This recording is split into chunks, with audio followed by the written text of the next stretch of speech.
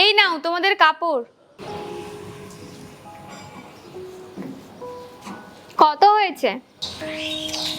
এই নাও, এটা না ইস্ত্রি করার সময় প্যান্টের পকেট থেকে পেয়েছিলাম। আচ্ছা, কত টাকা হয়েছে? 40 টাকা। আচ্ছা, একটা কাজ করো, এই টাকাটা তুমি রেখে দাও। আচ্ছা ঠিক আছে, 10 টাকা। আরে পুরো টাকাটাই রেখে দাও। ঠিক আছে।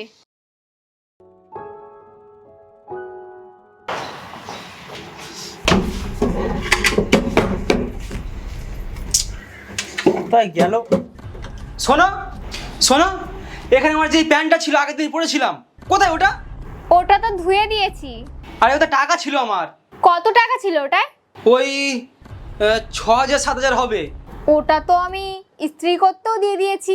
কি করো তুমি? যখন ধুচ্ছে তখন বুঝতে পারোনি ওদের টাকা ছিল কি ছিল না?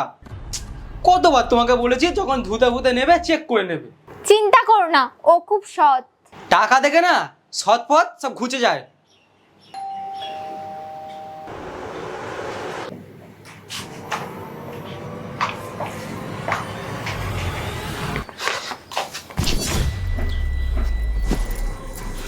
এতে তো ওই প্যান্টটা নেই।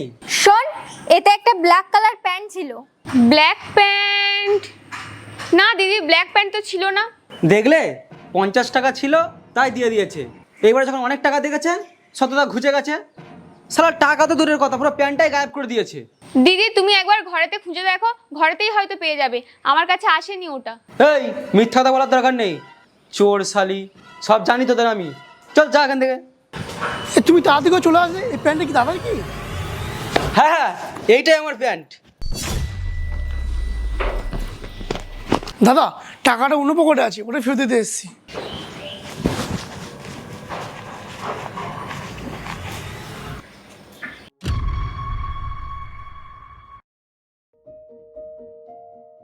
থ্যাংক ইউ দাদা।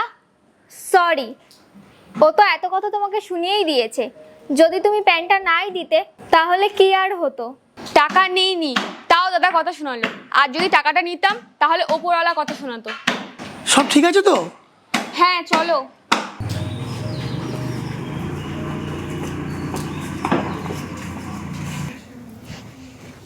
দেখলে, ও সৎই ছিল।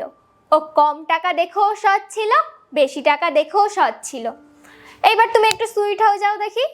দেখো, যে সৎ না তার কাছে লক্ষ টাকা দিলেও সে সততাই দেখাবে, আর যে অসৎ তার কাছে 5 টাকা দিলেও সে ওইটাই ঝেড়ে দেবে। গল্পটা কেমন লাগলো জানাবে। ভালো লাগলে কি করতে হবে জানো তো?